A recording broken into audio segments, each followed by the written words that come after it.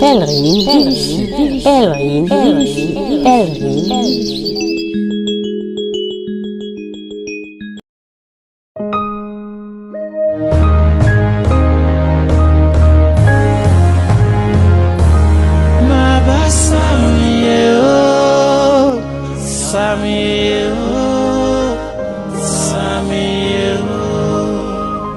Je veux m'enraciner en toi, Jésus.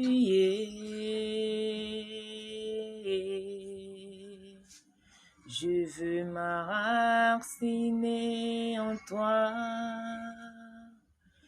Jésus.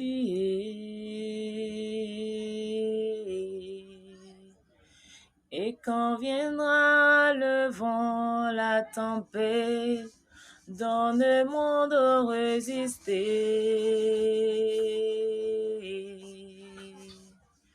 Et quand viendra le vent, la tempête, donne-moi de résister. Je veux m'enraciner en toi, Seigneur Jésus.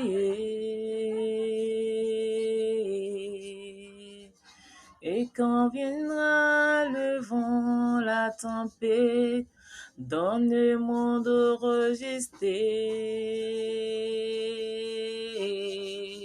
C'est pas pour me faire plaire et ni ne me faire voir par ce témoignage que je veux le rendre. Je rends ce témoignage, c'est le Seigneur Jésus de Nazareth qui le veut pour quelqu'un. C'est un témoignage vraiment quelquefois quand je suis assise et quand je pense à ça, je me demande mais pourquoi moi? Pourquoi c'est moi le Seigneur Jésus? Moi qui étais pécheresse, qui avait vraiment fait des choses qui étaient vraiment abominables. Mais le Seigneur n'a pas regardé toutes ces choses. Il est venu vers moi, il m'a retiré dans la boue, me laver, me blanchir, transformer ma vie de la manière dont il veut. Faut m'excuser, je vais vraiment me présenter. Je ne suis pas quelqu'un qui allait à l'école, mais le français serait un peu chose. Donc, n'écoutez pas seulement que soit vous voulez vous attendre à quelqu'un qui sait bien parler le français. Non, non, non. Mais juste les paroles. C'est les paroles qui importent, pas mes dits. Écoutez seulement que le témoignage. À mes frères et sœurs qui vont vraiment écouter ce témoignage.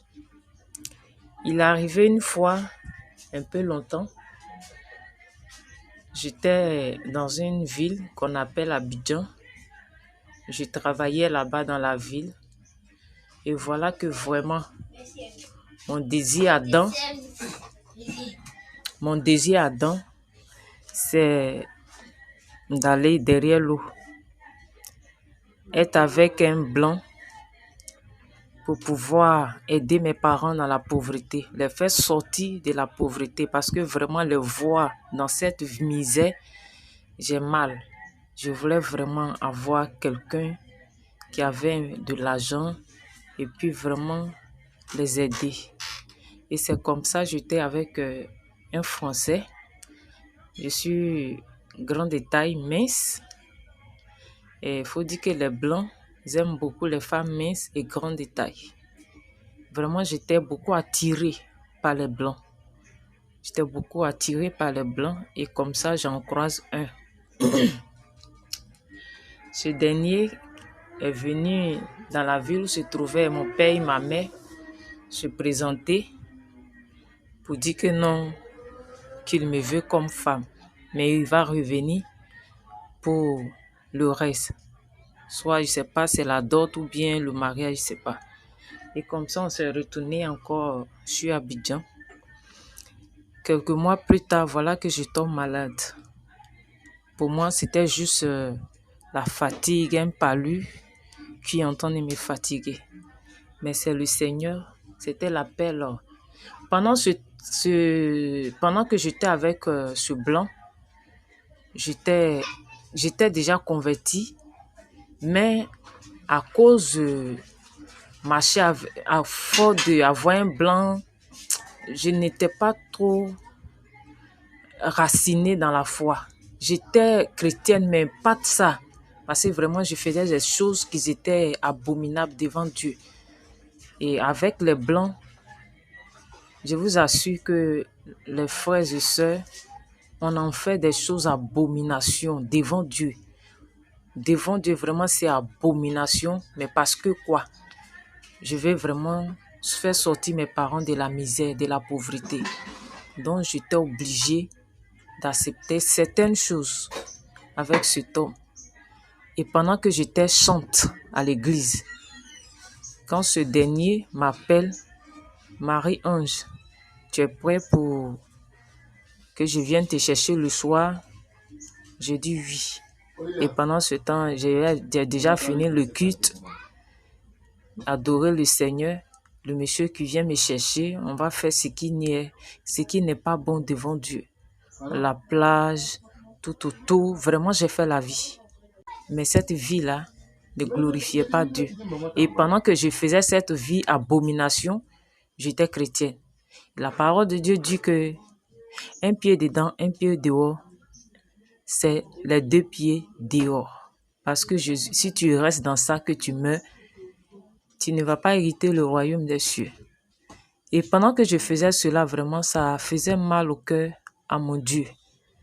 Et comme Dieu est Dieu, il est un Dieu d'amour, il ne veut pas me voir périr dans ça.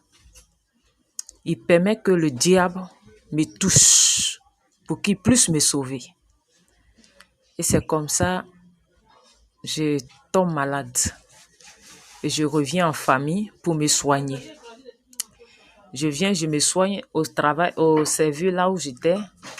On m'a laissé un moment pour que vraiment je puisse me soigner. Je suis restée 2 semaines en famille pour mieux me soigner. Et ça allait un peu. Je suis retournée encore. Je retourne encore 1 semaine après, je rechute. Le service me dit non, tu te retournes pour te soigner. Et ils m'ont laissé le temps. Et je viens, j'étais chez l'une de mes petites sœurs. Et ma petite sœur me dit, ah, grande sœur, la manière dont je te vois, je vois que vraiment, c'est pas trop ça. J'aimerais que tu vas dans un camp de prière pour recevoir ta délivrance. J'étais tellement énervée parce que là, je n'étais pas loin de la mort. Pour moi, bon, la petite sœur ne veut pas me recevoir chez elle.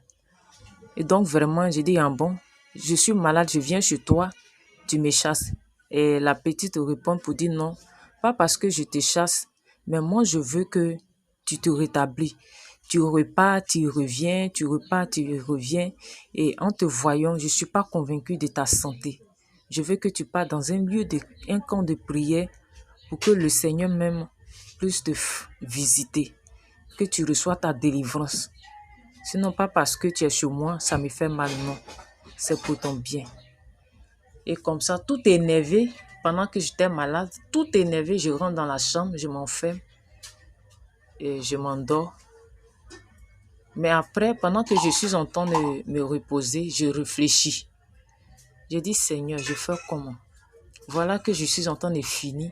On dirait quelqu'un, je ne comprends pas. Il n'y a pas de solution pour cette maladie. Si c'est dans ta volonté que je pars là où elle m'a indiqué, je veux que je sois convaincu d'ici avant le coucher du soleil. Et avant le coucher du soleil, j'étais convaincu et j'étais prêt. Moi qui avais refusé à ma petite soeur que non, je n'irai pas, j'étais en colère. Je vais la voir, je dis vraiment, petite soeur. Et d'abord, je lui dis, mais ton lieu de camp de prière là, c'est où? Elle m'indique. Je dis, ok, d'accord, je m'apprête. Elle dit, ah, grande soeur, tu es prête? Je dis, oui. Elle dit, tu es sûre? Je dis, oui, je vais partir. Et quand je partais, voilà la parole donc j'ai dit, avant de quitter la maison de ma petite soeur. J'ai dit cette parole, Jésus ou rien. Là où je vais, Si Jésus n'y est pas, c'est que je me retourne dans la ville d'Abidjan pour attendre ma mort.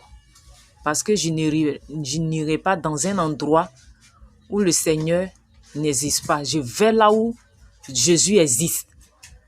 Il y a tellement de faux trucs qu'ils prennent le nom de Jésus pour se couvrir, pour dire que non, ici il y a Jésus, ici il y a vraiment... Si c'est dans cet endroit que le Seigneur même ne me conduit pas là-bas, mais si c'est là où je vais, et réellement, c'est là-bas qu'il veut que je reçoive ma délivrance, ma guérison, qui me conduit. Et réellement, le Seigneur m'a conduit dans un bon endroit. Je suis allée dans un village à Nîmes, qu'on appelle Bongwanou. Et quand je suis partie, je suis arrivée aux environs de 17 heures.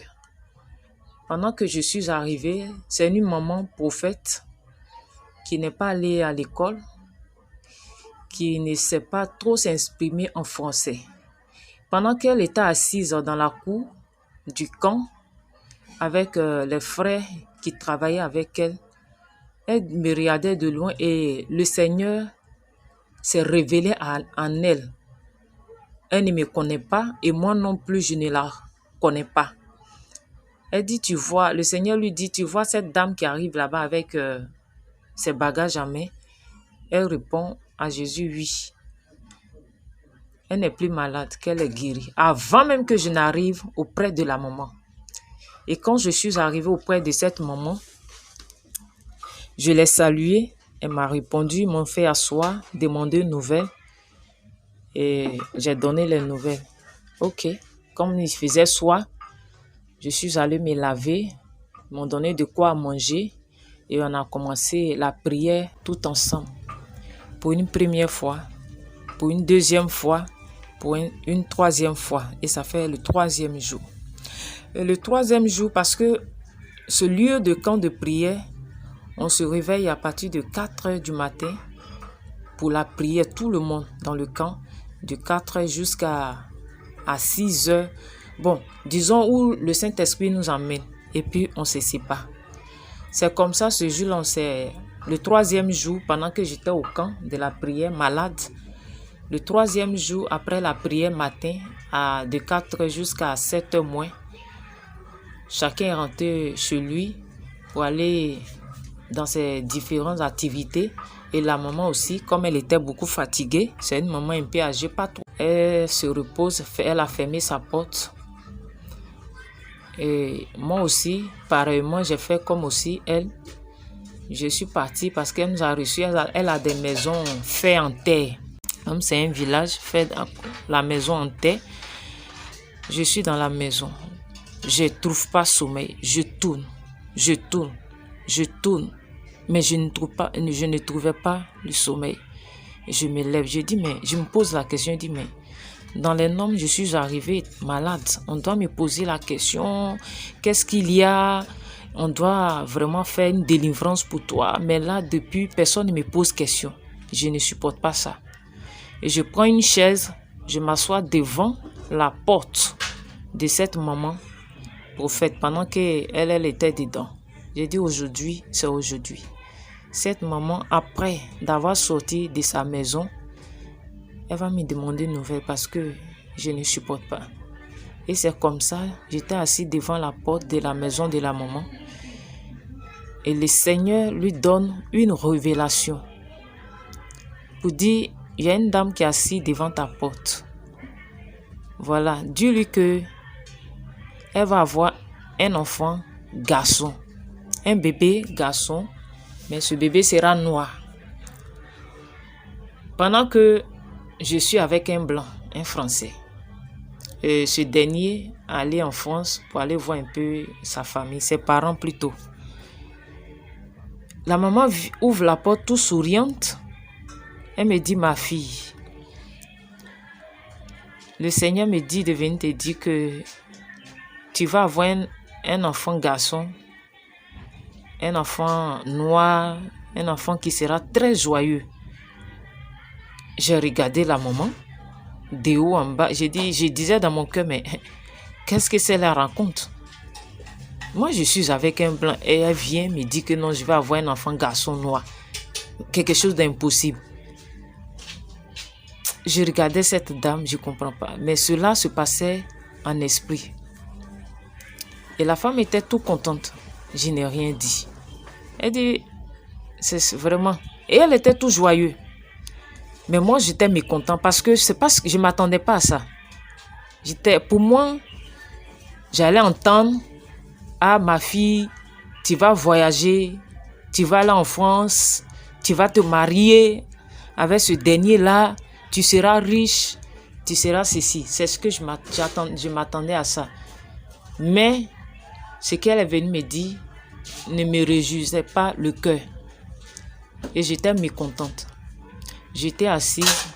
Elle a fait juste un petit truc pour qu'on en mange à midi. Pendant que je mangeais la nourriture, je vous assure que la nourriture ne tombait pas dans le ventre parce que ça m'énervait. J'étais mécontente. J'étais tout fâchée et je ne sais pas de ce que je voulais entendre. Je voulais entendre un bon témoignage. Et tu viens me dire, elle vient me dire non, tu vas avoir un enfant. Je ne comprends pas. Et j'ai fini de manger, j'ai lavé les assiettes. Et j'ai commencé à faire les 100 pas dans le camp. C'est un village. Le camp est vraiment très grand. Personne ne me connaît par mon nom. Ni la maman elle ne me connaît pas de nom. Je n'ai jamais aussi dit mon nom à quelqu'un. Quand elle m'appelle ma fille. Ma fille. Mais lui dit que non, je m'appelle Marie-Ange. Non. Je ne lui ai jamais dit ça. Et j'ai croisé les deux mains et j'ai commencé à faire les 100 pas dans le camp. Tout fâché. Parce que je venais d'entendre quelque chose que je ne sais pas ce que je voulais. Je me suis éloignée un peu du lieu du camp. J'entends une voix qui m'interpelle, qui me dit « Marie-Ange ». J'ai regardé derrière, je ne vois personne. Je continuais mes marches dans le camp. La voix m'interpelle encore 2 fois. Et cette fois-ci, la voix remonte « Marie-Ange ». Et je tourne ma tête, je dis, mais qui me connaît dans ce village-là et puis m'appelle? Cela se passait en esprit. Dans le cœur, comme on le dit. Je continue ma marche. Et la 3e fois, la voix dit Marie-Ange. Et là, je me suis arrêtée. J'ai dit, mais qui m'appelle même? Ah là là là là là là là là là là. Je vous assure que j'ai activé, c'est comme un bouton. C'est comme j'ai appuyé en même temps. Et quand j'ai dit, mais qui m'appelle même? Là, j'entends la voix de Dieu. Le Seigneur me dit, pourquoi doutes-tu de ma parole? J'ai dit, moi, je n'ai pas douté de ta parole. Il dit, si tu as douté de ma parole. Je vous assure, pendant que cela est en train de se passer, ce n'est pas une vision, non. Ce n'est pas une vision, c'est moi et le Saint-Esprit, Jésus même, qui est en train de parler. J'ai dit non, Jésus, je n'ai pas douté de ta parole. Il me dit, c'est faux. Tu as douté de ma parole. J'ai dit, avant de venir, d'abord il me pose la question, je dis à ma servante que tu vas avoir un enfant garçon et tu as refusé dans le cœur. J'ai dit, non Seigneur, je n'ai pas refusé. Il dit, si, tu l'as refusé. J'ai dit, non Seigneur, je n'ai pas refusé. Il dit, si, quand tu venais de Yamoussoukro, en ce lieu, qu'est-ce que tu as dit? Quelle est la parole donc tu as dit d'abord avant de quitter là-bas? J'ai dit, non, je n'ai rien dit. Il dit, non, réfléchis. Tu as dit quelque chose. Et là, je me rappelle, je dis, Jésus ou rien. Il dit, alors, tu dis Jésus ou rien. Je me révèle à toi et tu dis que non, je ne suis pas là. Je vous assure qu'il y avait un arbre. Il dit, tourne-toi, regarde devant, qu'est-ce que tu vois? Je dis, Seigneur, je ne vois rien. Il dit, regarde bien. Je vous assure que je suis arrêté sur le soleil, comme on le dit, tout à fait silence. Pourtant, c'était la voie principale. Que les voitures passent, les motos sans arrêt qui passent, les oiseaux qui vont chanter. Vraiment, Mais tout est resté silence. Je vous dis bien silence. Voiture ne passe pas. Les motos ne passent pas. Personne ne me dérangeait. Parce que le Créateur entend de me parler. Je dis, je ne vois rien, Seigneur. Il dit, fouille bien. Tu vois rien? Je dis, non, je vois rien. Il dit, regarde bien devant. Il dit, tu trouves quoi? Et je dis, Seigneur, je trouve un arbre. Quelle est la dimension de l'arbre? Je dis, l'arbre n'est pas trop grand. Il dit, alors, l'arbre n'est pas grand. Tu veux qu'il porte des fruits? Comment il peut porter des fruits? Il ne peut pas porter de fruits. Et c'est comme ça, l'esprit me guide chez la maman. J'arrive chez la maman, c'est comme ils ont mis des scotch sur ma bouche. Tout en âme, je pleurais, mes larmes coulent, mes larmes coulent, mes larmes coulent. Et je transpire. La maman me dit, mais ma fille, il y a quoi? Pour ouvrir ma bouche, pour dire à cette maman-là que le Seigneur vient de me parler, impossible, je ne peux pas parler. La maman me dit, ah, ma fille, qu'est-ce qui ne va pas? Je ne peux pas, je ne peux même pas ouvrir la bouche pour parler. La maman me dit, ok, d'accord.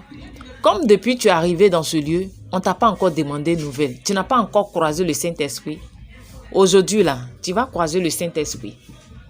Pendant qu'on va finir la prière du soir, mais tu vas rester seul.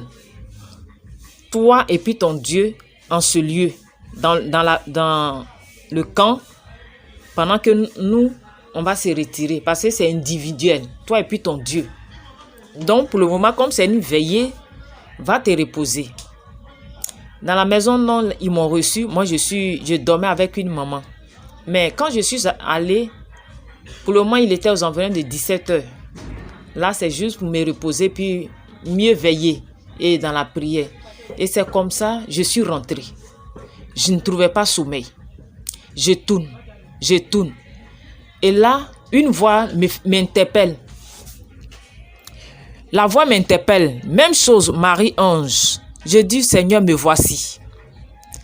Il dit, est-ce que tu veux me voir? J'ai dit oui.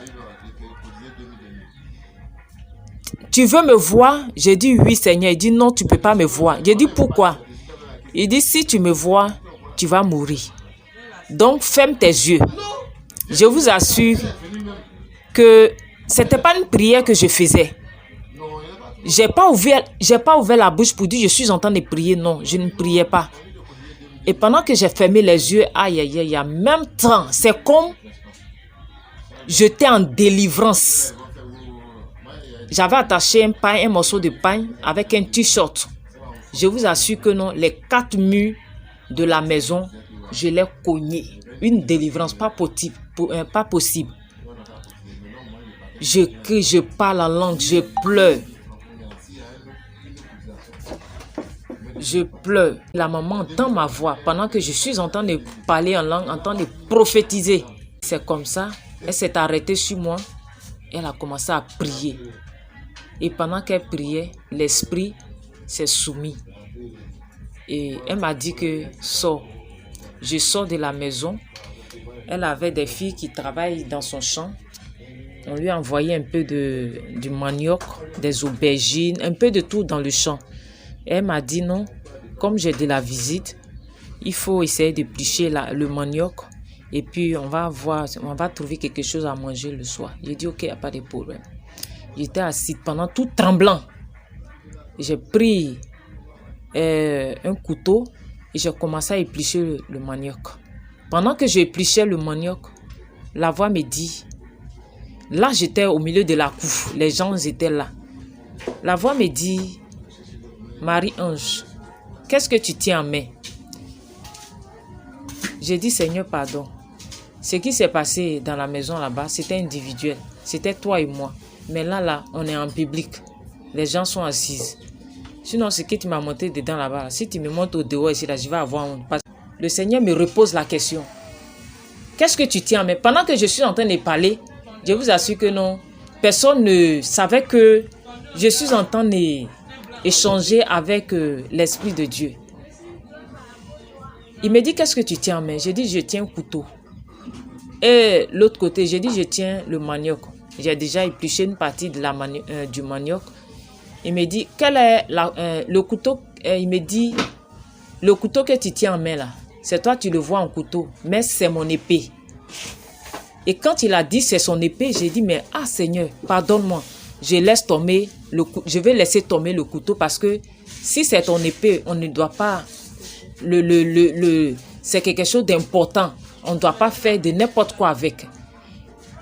Pendant que je dis, je vais laisser tomber le couteau, mais impossible. Le couteau ne tombe pas. Mais le couteau, je tenais toujours le couteau. Et il me dit, quelle est la couleur de ce qui est dans ta main? Quelle est la couleur du manioc? J'ai dit, elle est blanche. Il dit, c'est comme ça ton cœur est, raison pour laquelle je t'ai choisi pour mon œuvre. Il dit, ton œuvre, mon cœur est blanc comme ce manioc, je ne comprends pas. Et là, l'esprit s'était calmé. Je n'ai rien compris. On a fini le repas du soir, on a fini la prière du soir qui commence de 20h à 21h. On est rentré pour se reposer. Dans la même chambre, là où je dors sur une natte. Et il y a une maman qui dormait de l'autre côté aussi. Elle mettait sa natte et puis elle mettait un sachet noir sur sa natte. On n'était pas sur le même natte. Chacun a son coin partagé. Moi, j'étais de l'autre côté du mur. Elle aussi, pareil, aussi l'autre côté du mur, mais devant la porte. C'est un village. La porte, on ne la ferme pas avec une clé ou un crochet, non. Elle a simplement fermé. Et pendant qu'on a fini la prière du soir, on est rentré pour aller se coucher. J'étais là, j'ai tourné mon visage à l'autre côté du mur et la maman aussi l'autre côté du mur. Voilà que j'entends, parce que dans le sachet, quand tu bouges trop, ça résonne.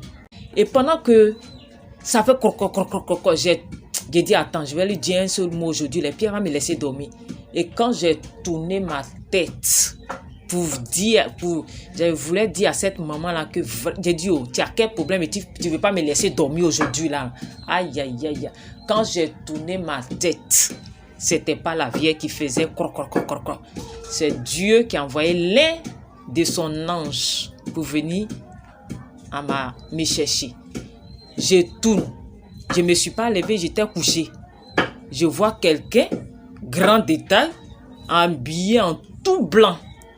Je vous dis bien tout blanc, il n'y a pas de couleur dans le vêtement qu'il a porté. Je le regarde de haut en bas et je le regarde encore. Je dis, aïe, toi tu fais quoi ici? Il ne me répond pas. Il s'abaisse, il veut me prendre. Je dis, mais oh, tu me prends pour aller où? Il dit, le Seigneur m'envoie. Je dis, quel Seigneur qui t'envoie? Il dit, le Seigneur Jésus de Nazareth. Il s'est limité par là. Il s'abaisse, il me prend. Il dit, non, attends. Mais tu vois pas, je suis malade. Je suis même pas bien attaché mon pain. Tu veux venir me soulever. Attends, j'ai bien attaché mon pain et tu vas me prendre.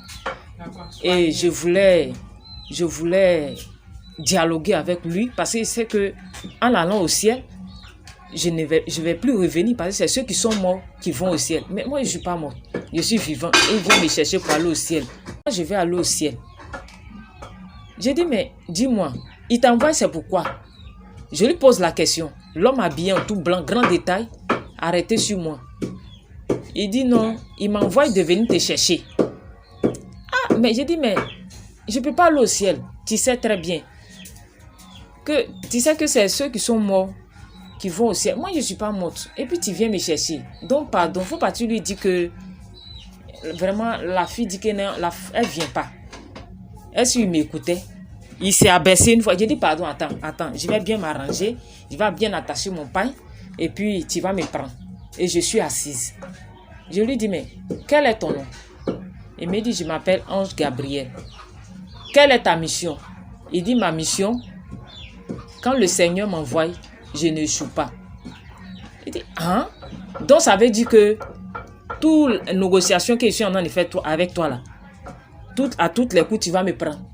Et pendant que je disais ça, c'est comme On m'a endormi. En tout cas, je ne sais pas. Je ne sais pas ce qui s'est passé. Tout à coup, je me retrouve devant, je me retrouve dans la cour. Et pendant que je suis en train de discuter avec l'ange dans la maison, et la maman était là, mais elle n'est au courant de rien de ce qui se passait entre moi et puis l'homme. J'ai dit, mais au moment où on discutait, j'ai dit, mais on va déranger la maman qui dort. Il dit, t'en fais pas pour elle. Elle ne sait même pas ce qui se passe. J'ai dit, aïe, on attend de parler comme ça. Tu me dis que non, de la laisser, qu'elle ne sait pas ce qui est en train de se passer. Et tout à coup, je me retrouve au dehors de la cour. J'ai dit, mais qu'est-ce que j'ai fait arrêter ici? Je vous assure, ce n'est pas un songe, ce n'est pas un rêve. Je ne sais pas comment vous expliquer. Je regarde, la porte est toujours fermée. Le mur n'est pas cassé. Mais je me pose la question, mais comment j'ai fait? Et puis je suis arrêté devant la porte, dans la cour, où tout le monde dort, où tout est calme dans le village. Je me pose la question. Pas de réponse. Et tout à coup, pendant que je me posais la question, je soulève mes yeux vers le ciel. Je vois que, à travers le ciel, il était bon. Je n'ai pas regardé l'heure, mais l'heure avançait un peu. Je regarde vers le ciel. Je vois une échelle qui descendait du ciel. Ça fait prrrr, mais pas à mon niveau. Un peu loin de moi, pendant que j'étais arrêté devant la porte. L'échelle descend d'abord. Vous connaissez un peu l'échelle, parce qu'on a regardé beaucoup, on a regardé les films. Hein. L'échelle des avions, c'est quelque chose qui n'est pas dur. C'est un peu genre comme corde, un truc comme ça. Et c'est comme ça, le truc, on dirait qu'ils ont plié, puis ils ont déplié, puis ça descendait.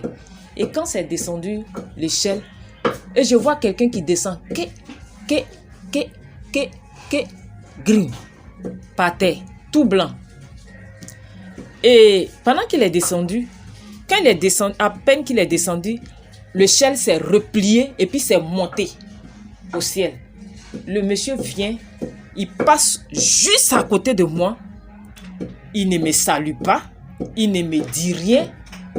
Il prend la direction maintenant et puis il rentre dans le temple. J'ai dit, mais écoutez, qu'est-ce que c'est cette manière-là? Tu viens comme ça. Pendant ce temps, je ne savais pas que c'était un ange. Je ne savais pas ce qui se passait. Pour moi, bon, c'était un passager qui était venu, bonsoir, pour venir prier. Je ne savais pas que c'était les choses de Dieu qui est en train de se manifester comme ça. Le monsieur passe, il ne me dit rien. J'étais fâchée. J'ai dit, mais pourquoi il peut se comporter comme ça? Tu viens, tu trouves quelqu'un dans la cour, tu ne le salues pas, tu ne lui demandes rien, et puis, ok, et puis tu passes. J'ai dit, ok, d'accord, il faut partir t'arrêter là-bas. Tu vas avoir la personne qui va s'approcher de toi pour te demander une nouvelle. Pendant que j'étais énervée parce qu'il ne m'a pas salué, il ne m'a rien demandé, j'étais fâchée. Le monsieur aussi, il allait s'arrêter dans le temple. Arrêter, il n'était pas assise. Une deuxième encore. Le deuxième encore. Même chose. Ça fait prrrr. Lui aussi descend cru. Même chose. Comme l'autre a fait.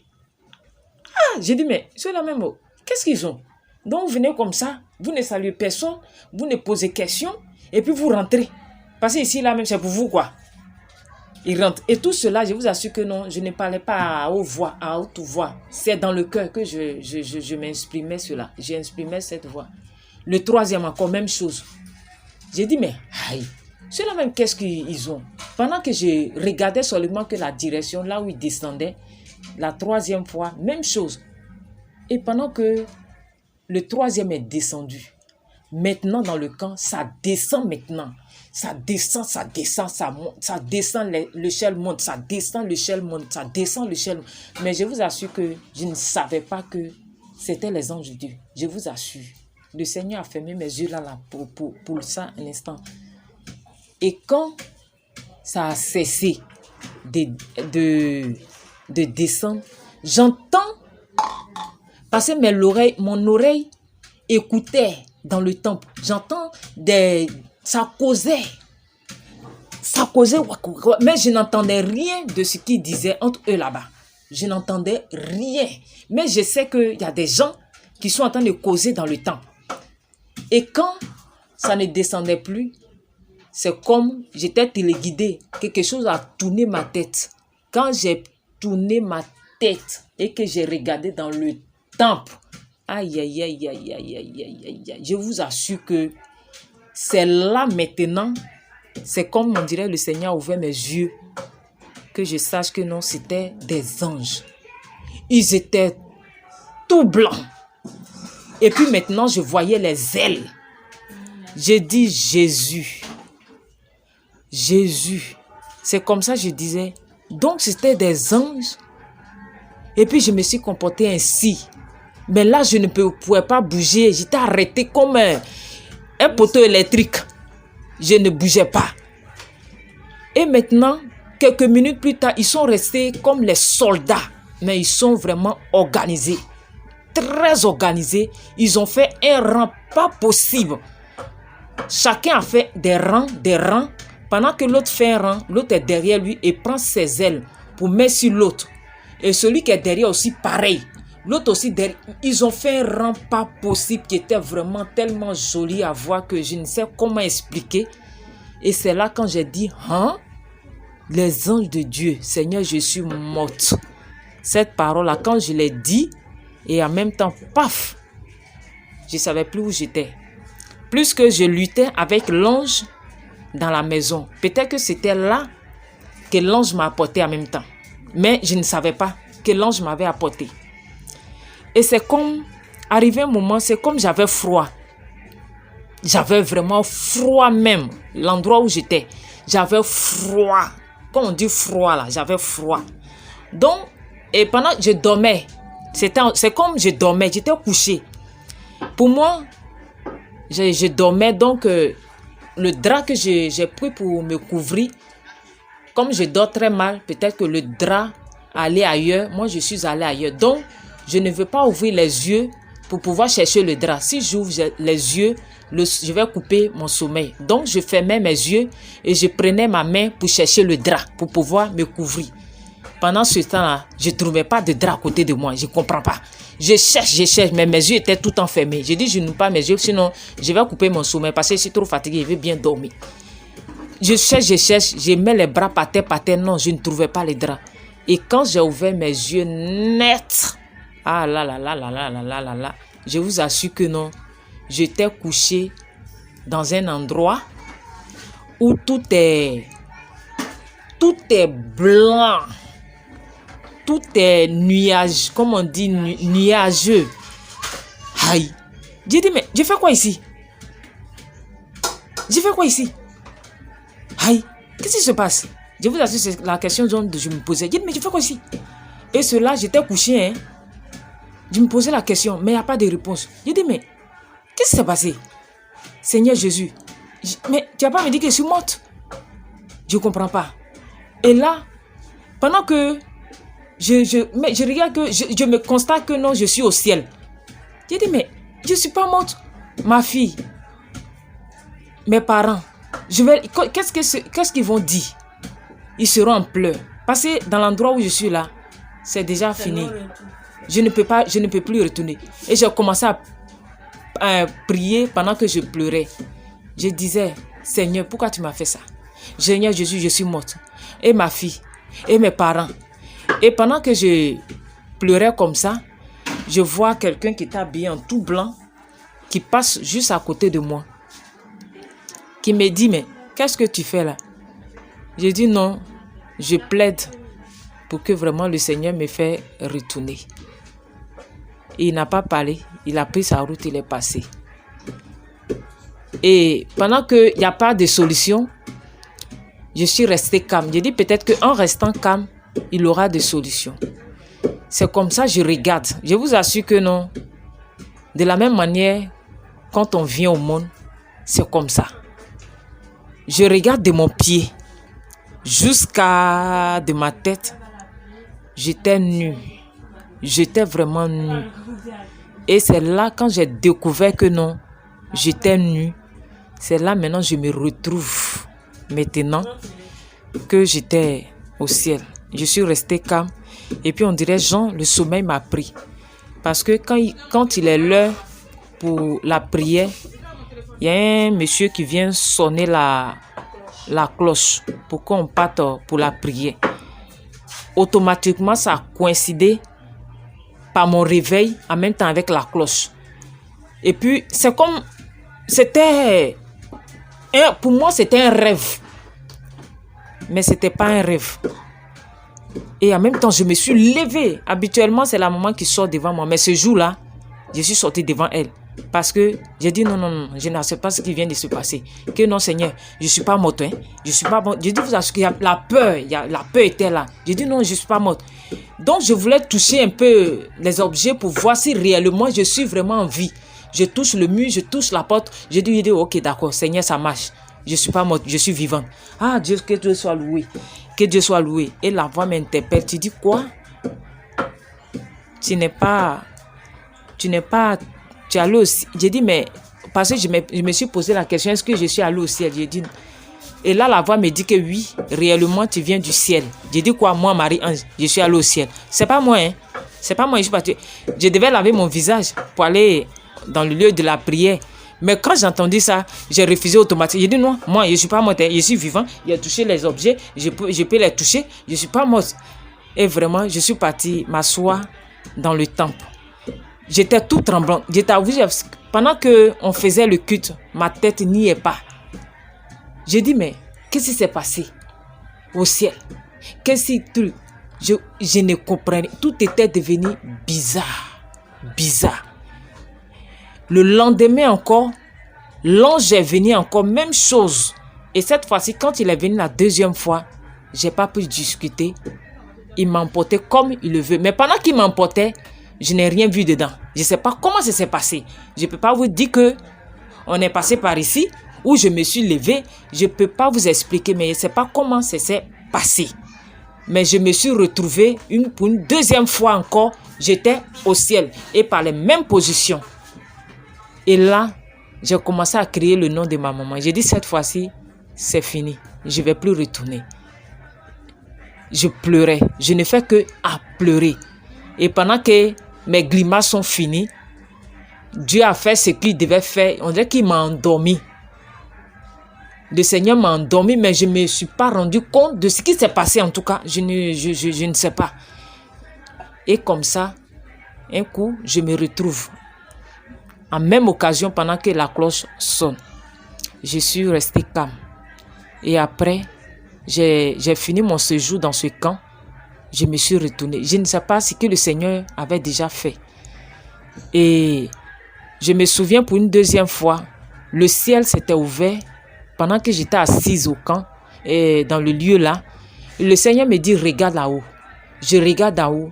Le ciel était... Je ne sais pas, c'était vraiment... Tu as l'impression que quelque chose est en train de se passer. Et là, ce n'est pas un songe. J'étais assise pendant qu'on était en prière. Et la voix me dit, regarde au ciel. C'est comme le ciel est ouvert. Mais je ne voyais pas des choses. Et je dis, mais... Il dit, tu vois... La voix me dit, tu vois ce que tu vois? Je dis, oui, je vois, le ciel est bien clair. Il dit, la voix me dit... Je viens de retrouver, il y a une grande fête. C'est ce que la voix me dit. Il dit, il y a une grande fête. Il dit, il y a une grande fête au ciel. Il dit, donne-moi, pourquoi il y a une grande fête au ciel? Il me dit, parce que je viens de retrouver ma fille perdue. Il dit, ah bon, ta fille perdue, elle était partie où? Il dit, ma fille perdue en question, c'est toi. Il dit, quoi? Moi, hein? Je suis perdu. Il dit, oui, je viens de te retrouver. Donc aujourd'hui, c'est une grande joie et une grande fête au ciel parce que je viens de te retrouver. Donc, c'est une fête au ciel. Et puis, c'est comme le ciel s'est fermé. Et je me suis retrouvé. Il dit, Seigneur Jésus, une grande joie au ciel, ça veut dire quoi, toutes ces choses-là? Je ne comprenais rien. Je suis perdu comment? Je ne comprenais rien. Bon, je ne posais pas trop de questions parce que ce qui m'est arrivé, c'est tellement à bouche bée regarder et à écouter. Et c'est comme ça que je me retourne, je suis à Abidjan. Pendant que quelques jours plus tard, je prie. Pendant que je ferme les yeux, c'est comme... pendant que je ferme les yeux en priant, c'est comme je voyais des choses qui étaient... de la même dimension comme le riz. C'est petit, mais non, petit. Ah, je ne comprends pas. J'ouvre mes yeux, je ne vois rien. Je refais mes yeux. C'est la même chose. Jusqu'à 3 jours. Ah, Seigneur, qu'est-ce qui se passe? Et 3e jour, j'ai dit, mais qu'est-ce que c'est ce truc que je vois petit. Qu'est-ce que sont ces trucs que je vois petit pendant que je fais mes yeux? Et ces choses que je voyais petit, c'était des armées du ciel. Ils étaient vraiment équipés. Comme la manière dont on regarde le film, ils ont les chapeaux en fer, l'épée et puis le bouclier. En tout cas, ils étaient tout habillés. Je ne sais pas comment vous êtes, mais ils étaient tous sur un cheval.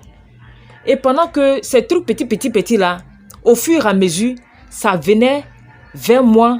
Et quand il venait vers moi, ça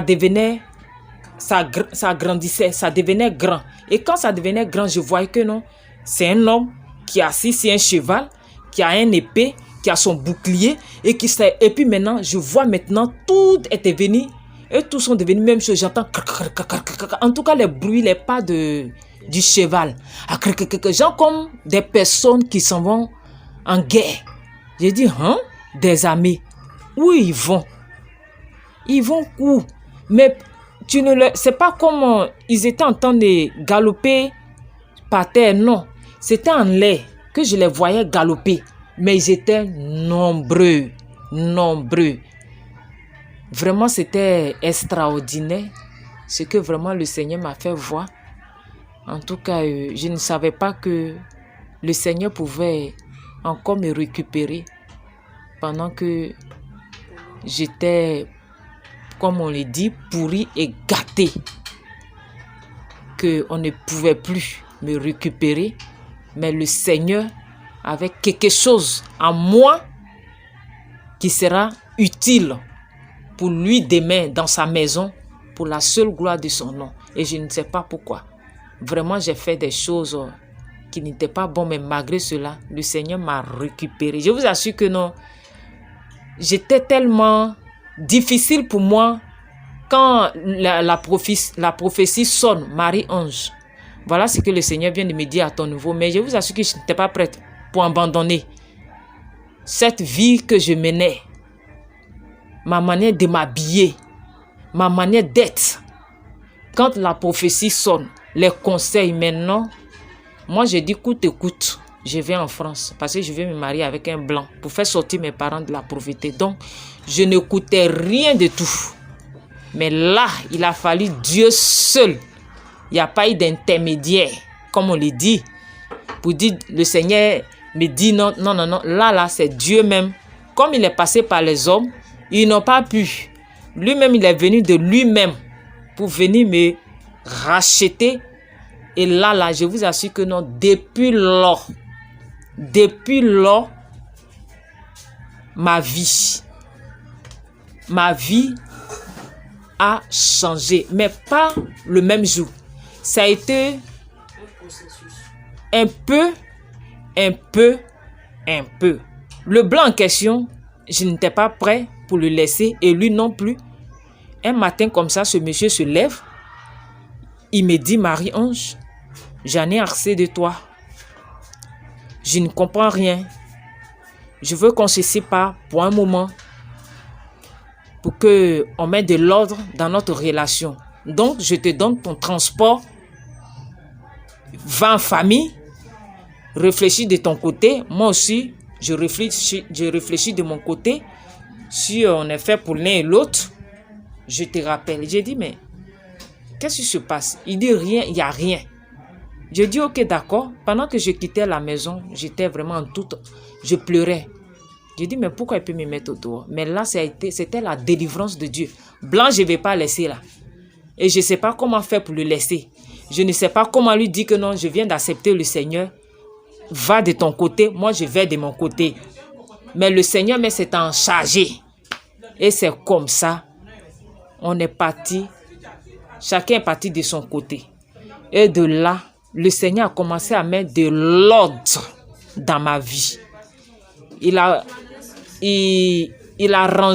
rangé de la manière dont lui-même il veut pour que mon corps soit agréable à lui. Il m'a dépouillé. Je vous assure que non, pour ceux qui m'ont connu dans le passé, aujourd'hui, quand ils me voient, ils me regardent, ils me suivent. Ils me disent, mais s'il te plaît, on te connaît, non? Il dit, où? Il me dit, tant. Et je leur dis, oui, effectivement, c'est moi. Il dit, mais qu'est-ce qui n'a pas marché? Et je leur dis, non, tout a marché, mais seulement que j'ai choisi Jésus dans ma vie. Il dit, hein? La grande Marie-Ange, avec les Blancs. Aujourd'hui, tu as accepté le Seigneur. Là, c'est une transformation, hein? Et vraiment, je vous assure que c'est ce qu'il disait. Mais il y a une grande transformation dans ma vie aujourd'hui. Je vous assure qu'aujourd'hui, là où je suis, pendant que je suis en train de vous rendre le témoignage, je suis à vue pour Jésus-Christ de Nazareth. Et pour clore cet témoignage, dis aux frères et sœurs, c'est vrai, la belle vie, elle est très beau et belle. Mais je vous dis que à un cœur sincère, il n'y a rien.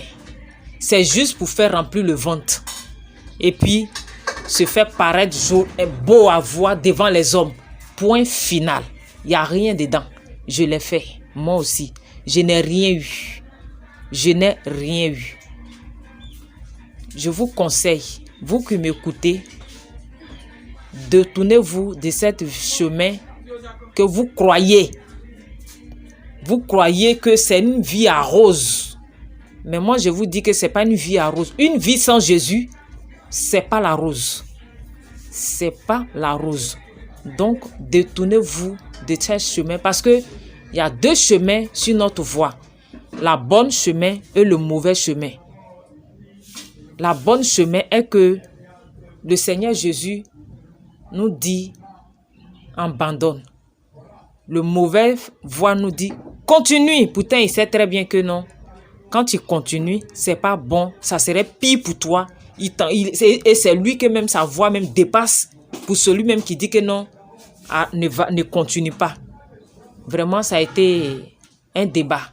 Pendant que Jésus me dit non, arrête. Lui-même là, pour lui là même, ça dépasse, sa voix là, ça dépasse pour Jésus. Mais quand Jésus parle, personne ne peut parler. Et c'est comme ça, le Seigneur Jésus a transformé ma vie. Et je veux vous encourager, vous qui m'écoutez, par ce témoignage. Vraiment, ressaisissez-vous par les témoignages. Ce que vous écoutez, tout ce que vous regardez, qui vient de Jésus, vraiment, pas quelque chose on a imaginé, non. Pas quelque chose on a fabriqué de nous-mêmes, non. Je ne sais pas, en tout cas, je vous assure que je ne peux pas fabriquer ces genres de trucs-là. Ce que je suis en train de vous parler là, je ne peux pas la fabriquer. Je ne peux pas la fabriquer. Et vous dites d'ailleurs même, les anges que je les ai vus là, je ne peux pas vous dire que non, ce sont les blancs, ou ce sont les noirs, ou je ne peux pas vous décrire. Je ne peux pas vous décrire. Donc, c'était vraiment pour vous encourager, les frères et sœurs. Donnez votre vie à Jésus. Seul l'Éternel Dieu, notre Sauveur, c'est lui seul qui est le véritable Dieu. Les choses de la terre, là, c'est passager. C'est celui qui est là-haut, là. C'est ça qui est important. Aujourd'hui, là où je suis en train de vous parler, par mon témoignage, c'est vrai, parce que je vis encore. Raison pour laquelle je lutte encore pour rester avoir un peu des choses de là. Mais ça ne m'importe pas trop. Comme ce qui est là-haut. C'est ce qui est là-haut, là. C'est ça qui m'importe. C'est ce qui est là-haut, c'est ça qui m'importe. Pas ce qui est sur la terre. Il m'a envoyé juste pour une mission. Je vais finir ma mission, je vais partir. Quand je vais partir, je vais paraître devant lui. Il va me demander, je vais lui dire quoi? Marie-Ange, je t'ai envoyé sur la terre. Qu'est-ce que tu as fait de bon pour moi? Je lui dis quoi? Je suis planté là comme poteau électrique. Non, c'est-à-dire que au ciel, il n'y a pas c'est-à-dire que. Non. Tu es devant le Créateur, tu lui dis. Et vraiment, j'aimerais avoir un bon témoignage pendant que je vais apparaître devant lui. Voilà. Voilà, c'est que quand tu m'as sauvé, tu m'as lavé, tu m'as retiré de la boue. Voilà ce que j'ai plus fait un peu sur la terre. C'est à lui, Dieu, d'en juger le reste, pas moi. Donc, je vous conseille de vous détourner des voies qui ne sont pas vraiment agréables à Dieu. Des choses vraiment qui ne sont pas bonnes. Rien que pour avoir de l'argent, pour survivre. Non. Si vous vous abandonnez dans la main de Dieu, si Dieu même sait que vous avez tout laissé pour lui, il va s'occuper de vous. Et c'est comme ça, Dieu aussi s'occupe de moi. Que vraiment le Seigneur vous bénisse, à vous tous qui avez écouté ce témoignage. Et ma prière est que ce témoignage fasse du bien à quelqu'un. C'est Dieu qui l'a voulu que je rende ce témoignage. Je n'ai pas rendu ce témoignage pour me faire plaire, ni pour me glorifier, non, mais seulement pour glorifier le nom de Jésus-Christ de Nazareth, qui est notre Créateur. Que Dieu vous bénisse à vous tous et que cet témoignage soit gravé dans votre cœur et que la grâce de Dieu soit sur vous.